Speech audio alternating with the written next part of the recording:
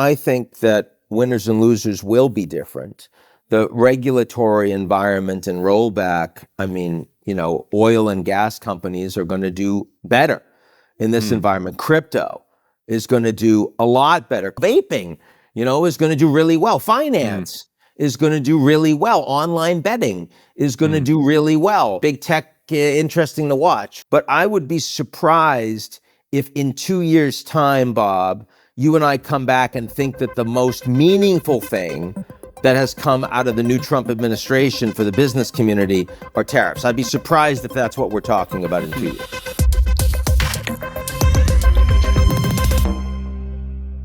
I'm Bob Safian. I'm here with Ian Bremmer, founder and president of Eurasia Group, host of G0 World on PBS. Ian, thanks for joining us.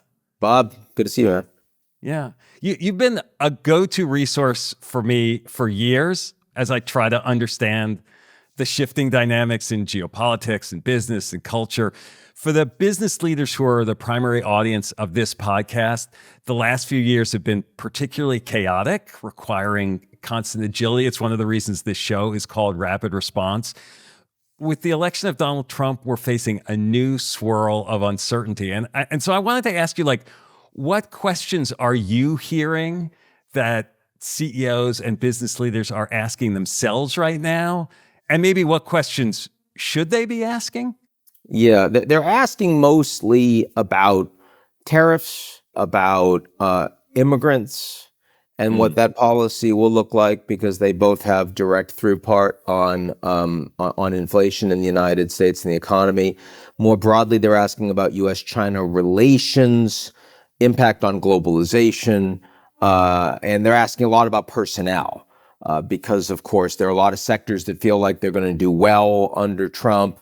Trump is very transactional. If you pay him, he usually gives you something directly back, right? So what does that mean? They want to know about what Elon means in the administration. Yeah. What they're not asking about is rule of law in the United States. What they're not asking about is whether or not a U.S.-led global order is over and what that means and how other countries are going to respond to it. Whether or not the transatlantic alliance will still be a thing at the end of this administration. And they're also not asking, frankly, Bob, they're not asking how much responsibility they have for why we're in the situation we're in right now. And I'd like to see more of that because, of course, Trump is not the cause of these problems. He's a symptom of a system that has become kleptocratic and captured by special interests for decades now. The fact that all of the CEOs are all trying to figure out, okay, how do we best navigate this for ourselves? And we're probably going to make an awful lot of money is kind of part of the problem, right? And I got a lot of examples of that, but that's what no one's asking about that. You've called it a G0 world for some time now, which is a world where global leadership is kind of breaking down and there's no clear center of gravity. And for a while, I thought, or maybe hoped, that business might provide a counterweight a little bit and fill that void. And what I'm hearing from you is that responsibility doesn't seem to be weighing, or doesn't seem to be driving a lot of the CEOs, at least that you're hearing from, that it's much smaller or more parochial priorities. So, look, I think a lot of people were disappointed that so many Republicans folded after January 6th with Trump.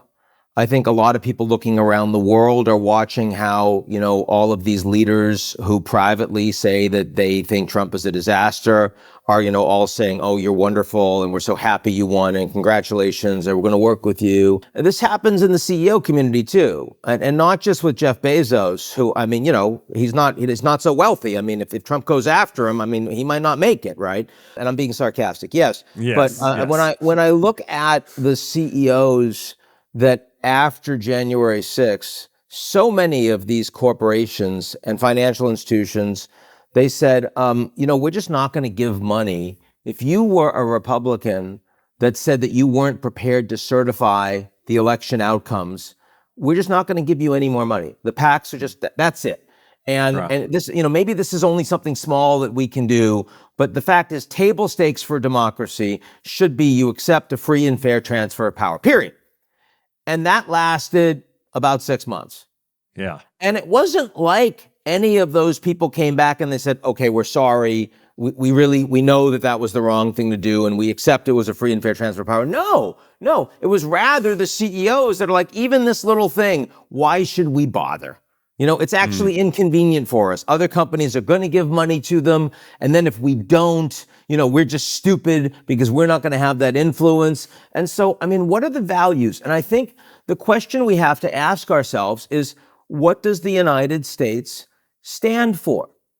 We knew what we used to stand for. We used to stand for like the Charter of the United Nations. We created that after World War II. Like, we stood for human rights around the world. We stood for rule of law. We stood for democracy.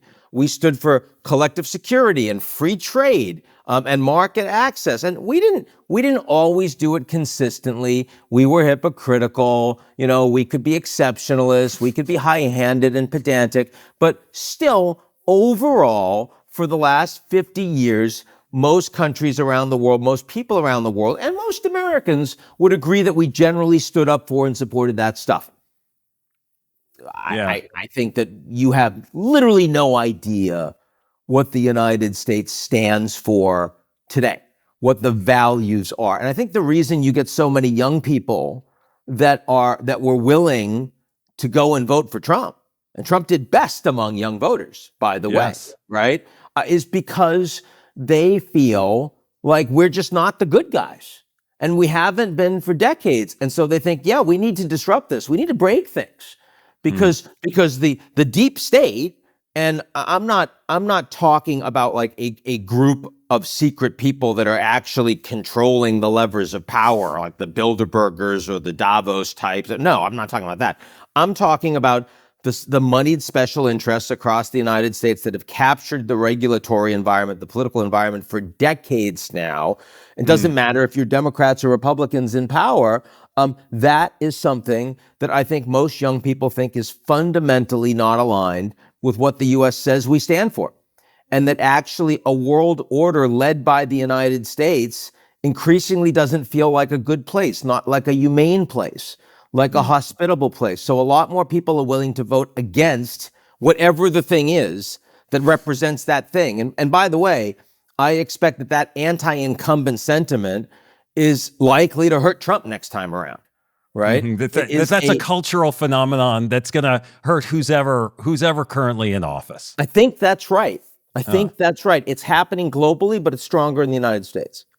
I had LinkedIn co-founder Reid Hoffman on the show recently. As you know, Reid is a strong critic of Trump's during the campaign, and he was sort of saying he hopes he's wrong, that like his colleagues who are like, Trump is just saying these things because it's part of like campaign rhetoric. It's not real. It sounds to me like you feel like that's just BS. Like, we know who Trump is and we know what he's going to do. Well, we know who he is. We don't necessarily know what he's going to do because he doesn't know what he's going to do, right? It depends on the day. He has recency bias beyond that of any leader I've ever seen. None of the people he's appointing were in the first term, right? Everyone said, oh, he's learned so much, and now they're going to come in and they're going to, do all these things because he has this experienced team. None of the experienced team from the first term are coming back, right? Because he likes all the new shiny people that have just impressed him recently, and so he's throwing them in, right? It turns out, Bob, you and I are actually are capable to be in almost any cabinet post in terms of our experience, right, and our knowledge. Which to me is terrifying for myself. It should be, and yet you have a significant number of appointees that are definitionally less capable at these jobs than anyone we've probably seen in generations from the Democrats or Republicans. That's meaningful, and they want to disrupt. But do they want to build anything? Very, very unclear. How much will they be able to actually disrupt in a U.S. system that is so calcified and has so many strong moneyed interests in their favor, and with a president that will do favors that will stop disruption for people that have paid him. Right? I mean, TikTok, opposed to TikTok, wants to shut him down because, he doesn't want good relations with China, America first, until Jeff Yass gives him a couple $1 million. And now he's like, no, I'm not going to shut down TikTok. So, I mean, one thing you can count on is if you give Trump money, right, like you will get reactions that you want. And a lot of Americans are very willing to give Trump money, right? Especially now that he's in power. What I would say is, I want what is best for my country and the world, and I happen to think those two things are very aligned. And when Trump does things that align with that, I will be the loudest and most public supporting him, as I was first time around when he got the USMCA trade deal done, a material improvement over NAFTA, when he did the Abraham Accords, when he did the Chorus Agreement with South Korea. Hell, I mean, when he was arguing for the Europeans to spend more on defense, when he did the first bilateral trade deal the U.S. ever did with a sub-Saharan African country, with Kenya. So, I mean, it wasn't like Trump didn't have any wins. He had plenty of wins. When you run the most powerful country in the world and you tell other countries you better do it my way, they'll agree with you on a whole bunch of stuff. So he will get wins. But he also broke a lot of stuff. He screwed up a lot. And when he unilaterally pulled out of the JCPOA, the Iranian nuclear deal, didn't talk with any allies about it. So he undermined the American position. The Trans-Pacific Partnership, Obama couldn't do it. Trump killed it.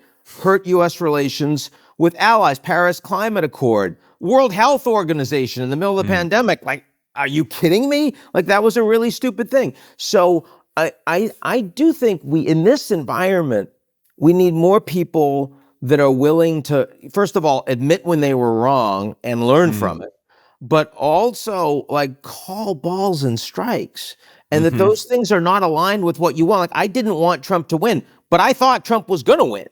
I said that publicly. People have been asking me for months, what do you think's going to happen? Yeah. I think Trump's going to win. Why do you think that? Because incumbents are getting crushed everywhere. Like, if I were an alien looking down on the planet and saw all of these elections, in the UK and across Europe and South Korea and Japan and soon Germany and Canada, and in every one of those incumbents are losing. I mean, honestly, Bob, the interesting thing about the US election was that Harris did better than incumbents in all these other elections. So that it was surprising it was as close as it was. Yeah, why did she do so well? And I think the answer is because the U.S. economy was comparatively outperforming and because Trump was quite unpopular with independents. But still, you would bet that Trump was going to win. Analysis should have nothing to do with your business model. It should have nothing to do with whether you profit, with whether your political tribe benefits. And a big part of our misinformation environment is that so much of the information we get is from actors that have a strong personal bias in favor of an outcome and present that as if it's God's truth. And that destroys democracy. It destroys science. It even destroys a free market economy, which we don't have in the United States right now, because in order to have a free market economy, the government has to act as a fair arbiter to facilitate competition. And yet we're not facilitating competition. We're increasingly facilitating monopolies. I was a little concerned that Elon Musk was on Trump's first phone call with the CEO of Google. I mean, I wasn't concerned for Musk. I mean, he paid $100 million for that privilege, right? I mean, so that was that. I think he will do well with that bet for him. But I think that, for example, if Trump gets on the phone with Modi, or if Biden did, and Adani was on the first phone call, I think that we in the United States would say this is a banana republic. What the hell is going on in India right now, right? So clearly that does not reflect that the United States cares about rule of law at the top. And I think long-term, that probably undermines belief in the dollar. It probably undermines our credibility in setting the rules and standards by which the world operates. I want to ask you, significant tariffs sort of could portend a real shift in global trade patterns, right? It's a pretty strong risk in a lot of ways for multinational businesses. Does that mean that they need sort of new contingencies about, how they operate in different places? Are we going to see dramatic shifts in business models from it? Do we not know yet? Or do you have to be preparing for that? I am less worried about this than most of my clients are. And I would say, and again, we're talking about the biggest multinationals out there. Remember, Yeah. first of all, Trump put tariffs on China in his first term, a total of like 25% in a couple of tranches. Biden had every opportunity to remove them, And didn't. especially in a higher inflation environment in the U.S., chose not to, right? Yeah. So, I mean, it is the revealed preference of the American political establishment that these tariffs are actually fruitful, even though the markets shit all over them. Secondly, the people that are being appointed by Trump in the economic space, Lutnick for Commerce, not Treasury. Lighthizer hasn't gotten his post yet, but if he does, it's going to be a trade post, and it's not clear how he feels about that. And on the Treasury side, it will be a Wall Street person. Of all of the appointments that Trump is making, these seem to be the most kind of normal, could imagine them in pretty much any Republican administration, and want the U.S. economy to do well, want the markets to do well, want business and industry to do well. And so even if Trump is going to say, I've got these big tariffs that I'm going to use against you as a stick in what will clearly be meant to be a negotiating position, how strong that stick will be, how willing Trump will be to accept deals when everyone's willing to give him something. I mean, my conversations with the Chinese have already been, here are some things we think we could give the Trump administration. Like, we're willing to buy more Boeings, like we're willing to put BYD, the electric vehicle, we're willing to open factories on the ground in the United States. And, that could lead to jobs in places that you guys would appreciate. We can buy more treasuries. So, I mean, like, if Trump wants deals, there will be deals to be done. Now, are they going to move far enough, fast enough, to avoid, any meaningful increase in tariffs? I don't know the answer to that, but I would be surprised if in 2 years' time, Bob, you and I come back and think that the most meaningful thing that has come out of the new Trump administration for the business community are tariffs. I'd be surprised if that's what we're talking about in 2 years. So what do you have a sense of what will be the most meaningful thing? Like, is it about sustainability? Is it about a specific industry? Like the winners and losers are going to be different? Well, I think that winners and losers will be different. The regulatory environment and rollback, I mean, oil and gas companies are going to do better in this environment. Crypto is going to do a lot better. Crypto gave more money than I think every other sector combined, bundled to the Trump administration. And that was a really good bet. Again, I don't think that's the way that our political system should work, but it does.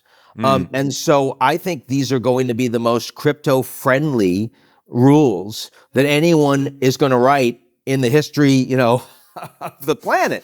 And so that feels like a sector that's going to do incredibly well. Vaping, is going to do really well. Finance is going to do really well. Online betting is going to do really well. Other sectors won't do so well. So, I mean, big tech, interesting to watch, right? With the new FCC. I'm curious if you have a sense about that, about sort of AI guardrails, tech policy. Is there any clarity about where Trump the administration executive is likely order to is be? going to get ripped up, which I thought was a fairly useful piece of regulation, even though it was, still very early days. I think more the question is going to be, will you see, the Lina Khan effort to strip Chrome from Google is a pretty big deal. Whether or not it would stand up after years of fighting, who knows? But it obviously is a distraction and will hurt them. Will you see more of that kind of thing when you have an FCC appointee that likes Musk but isn't necessarily a fan of the monopoly tech platforms? That's a very interesting question. Trump, during the first term, did not really have a technology policy, didn't focus on it. This time around, he's going to have a bunch of people that want the Americans to win vis-a-vis the Chinese. Yes. That's the story you hear from Silicon Valley executives, from the big tech companies, right? Hey, give us space because we got plenty of competition from the Chinese and we want to win that battle. Yeah, I was just in a meeting in Congress where one of the tech CEOs basically said he was asked by a senator, so what do you think we should do on regulation? How are we? And he said, no. He said, we're good right now. Don't need anything else right now. Maybe in a few years. And he said, but he said, you really want to make sure that we got to beat the Chinese. And so that means you can't, anything that you might do that could slow us down from beating the Chinese, right? It's a great argument, I mean, because it's like it's conveniently win-win for the internet. Again, well, I'm much more interested analytically in when people make arguments that aren't aligned with all of their money and all of their personal political attachment. Like then I'm like, oh, that might be interesting. So like when I tell you, even though I'm voting for Harris, that I think that Trump is going to win, that's probably analytically interesting to you, right? When a tech CEO tells me that you can't regulate us or we're going to lose to the Chinese, you haven't actually learned anything. And why, CNBC and Bloomberg and all these guys continue to allow smoke to be blown up their collective asses by people that have no interest in telling them the analytic truth is a problem. It's a problem. So again, I have an interest in talking about where I think U.S.-China's going. And the reality is the Chinese have the worst economy now that they've had in decades. So they are more interested in cutting deals across the board. That's why they just met with Modi and pulled their troops back from the contested border. It's why they met with the Shiba and they re-allowed the export of seafood despite their concerns about the Fukushima contamination, which seemed to have been made up by the Chinese. And it's why behind the scenes they're trying to figure out who do we talk to in the Trump team that we might be able to offer a deal with. By the way, they can't do that with the Secretary of State because he's the first incoming Secretary of State ever to be officially sanctioned by the Chinese, which is a problem. So, and China's going to have to, it's like the U.S. had that problem with Modi when he became prime minister, by the way. And this is, in my view, China should have resolved this the next day. Like one of the advantages of China is they have a system where if the leader says it, like with zero COVID and they change it, it can happen. They can do it. Day. So who the hell has not advised him on you want a better relation with the U.S., this is going to be Secretary of State. Why have you maintained the sanction? Like it's crazy. It's crazy town.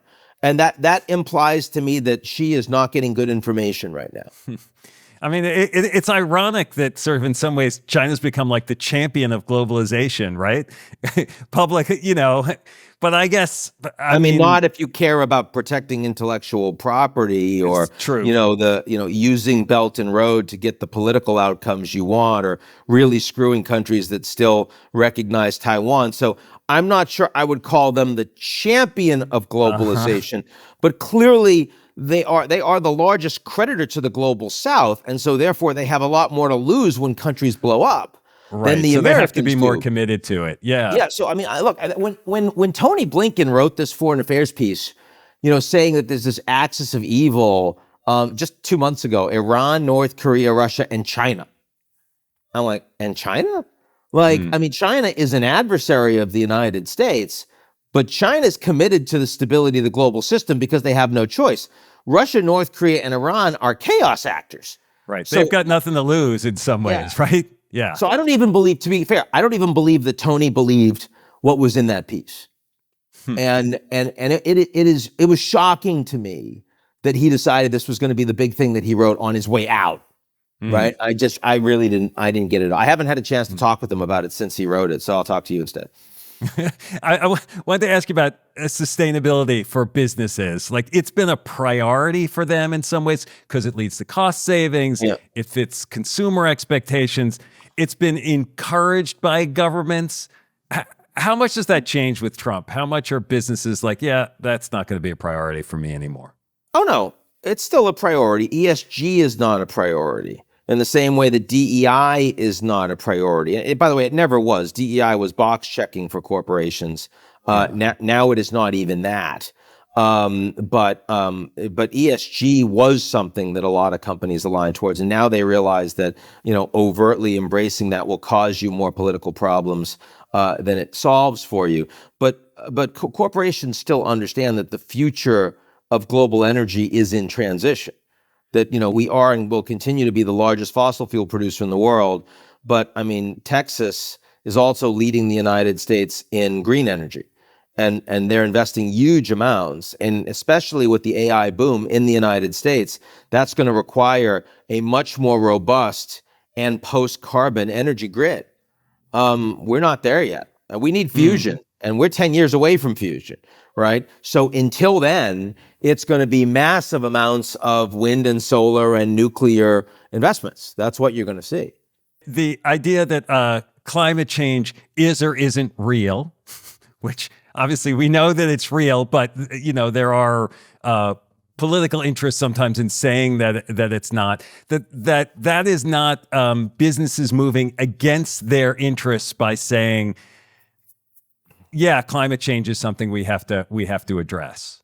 I was surprised Trump could find someone that seems to be a climate denier to appoint for Secretary of Energy. Now, Doug Burgum, who is very capable and is going to be the energy czar and run Interior, which he is actually very, very well placed to do.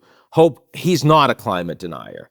So hopefully the wacko climate denialism from the Secretary of Energy designate is not going to matter much. We have 194 countries that all recognize that climate is real. What they don't recognize is what they want to do about it. And coming out of the COP summit in Baku, there's very little agreement on what kind of funds should be invested to help those that are going to be hit the hardest by climate change, who have not benefited from carbon emissions.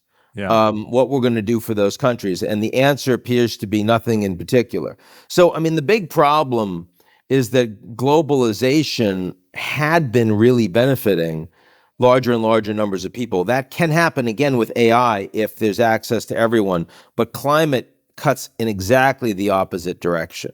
Climate is really a destroyer of populations, much more so than the wars in Gaza or Sudan or Haiti's, collapse or Ukraine. And yet the attention that we pay to it, I mean, 95% of the people are asking me about geopolitics. They're talking about the conflicts, and they're not talking about the impact on the billions because so many more people are at risk. Yeah. And because we're just not going to pay for it. We're just not going to pay for it. We'll have massive hurricanes, and a whole bunch of Americans won't be able to get insurance anymore. And I already hear friends from New York that got their places down in Florida, and they're like, oh my God, my tax and insurance is higher now for my house than it was back in New York. I didn't expect that. I'm like, oh, well, at least you've got all the culture of Florida that you can enjoy. You still have billions of people that, may not matter to the average American, but they're people. And going back to our earlier point, like historically, I believe that Americans cared about people. And I don't think of myself as an American primarily. I think of myself as a human being primarily, right? And I have a hard time sort of just discounting the value of anyone that doesn't happen to hold my passport. And that for me is a challenge, I mean, I think we should be proud of having created the United Nations. Like, that was something that represented the Americans when we're at our best. And now the fact that we don't support it because they embarrass us, they shame us into recognizing that we're not actually living up to our own values. So as a consequence, we want to shut it out. La, la, la, not talking to me. That's something I think is a problem. And I'm someone who still believes it's patriotic to criticize my country when we do something wrong. I still believe that. It may not be true in another few years, but for now it is. If I'm hearing you right too about business, like when I talked to Reid Hoffman, he used the phrase crony capitalism a few times. And it sounds like you feel like crony capitalism is not new with Trump, although maybe accelerated? I think it's accelerated, but let's remember that a lot more billionaires gave money to Harris than did to Trump. Yeah. So, I mean, I don't see crony capitalism as something where you paint the brush against Trump. I don't. That's why I said I have not heard what CEOs have not asked me about is what capitalists would ostensible capitalists and Americans in America needs to do. We supposedly have the strongest capitalist society in the world, and yet we fundamentally are not capitalists in two critical ways. Two critical ways. First is we use the access and political power to undermine competitors unfairly, right? Real capitalists would want unfettered competition with a balanced level playing field. Moneyed capitalists and Americans actually, their revealed preferences is the opposite of that. So that's number one. And number two is that real capitalists are capitalists when they have losses and gains, not just when they have gains. And our capitalists love to be capitalists when it comes to profit, but God forbid they're responsible for any losses, then that is on the taxpayer, preferably the kids of the taxpayers, right? So, I mean, you're an oil company and you're doing all sorts of horrible things to the environment. Capitalists would say that's a cost. That should be the L in your P&L. And you need to pay for that. That's what capitalism is. You destroy democracy, not intentionally, but it's part of your business model with, social media, or, you cause like lots of children to like engage in self-harm because of what you're doing on social media. Like that's a cost. You got to pay for that. No, not me. Why not? Because I'm a socialist, I guess. Like I see a lot of these CEOs as some of the biggest socialists in the world when they're experiencing losses. And I'm not proud of that. I'm a capitalist. I mean, I started my own company from scratch. Nobody gave me a goddamn thing. I didn't get any subsidies from the US government, right? I started it. I built it for 28 years. And when we have losses, nobody's bailing me the out, I mean, that's a hit to me. So screw these people. That's my view. For me, one of the things that's interesting is the amount of money that you have to invest as a business to impact government policy and get those kinds of benefits is so relatively small in your business. I mean, I understand $100 million for Elon Musk may be a lot of money for you and me, but for him, what happened to the market cap of Tesla afterwards? Like he's made his money already. That's a great bet. It's just that it's not a capitalist bet. It's an inhumane bet because it's not actually about, survival of the fittest. It's about survival of the people that are close enough that they can capture the political process. That's not free and fair market capitalism. It's not. So, and by the way, I do think that capitalism is alive and strong in the United States. It really is. Small and medium businesses. We have the best environment in the world for startup entrepreneurs. And I don't just mean in the tech space. I mean everywhere.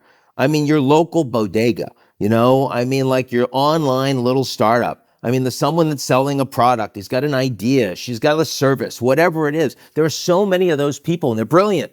And they build. The Shark Tank economy, I sometimes think of it as. Absolutely, the Shark Tank economy and Shark Tank itself, all of that stuff, right? I mean, we do that. And if I had been born in another country, I wouldn't have had this opportunity. I would have been like a nice, smart political scientist someplace, making some consulting money, whatever, And here I get to build a global business. Why? Because I live in the United States. That's incredible. So it's not like, I don't think everything about the U.S. is broken, not at all. But I do think that at the high levels, the big industry, that we have become kleptocratic. And I think that's a horror. And it's not a Republican thing at all. This is structural. It is structural. Well, this was great. Thanks so much for coming on and being as straightforward as you always are. Really appreciate it. Good talking to you.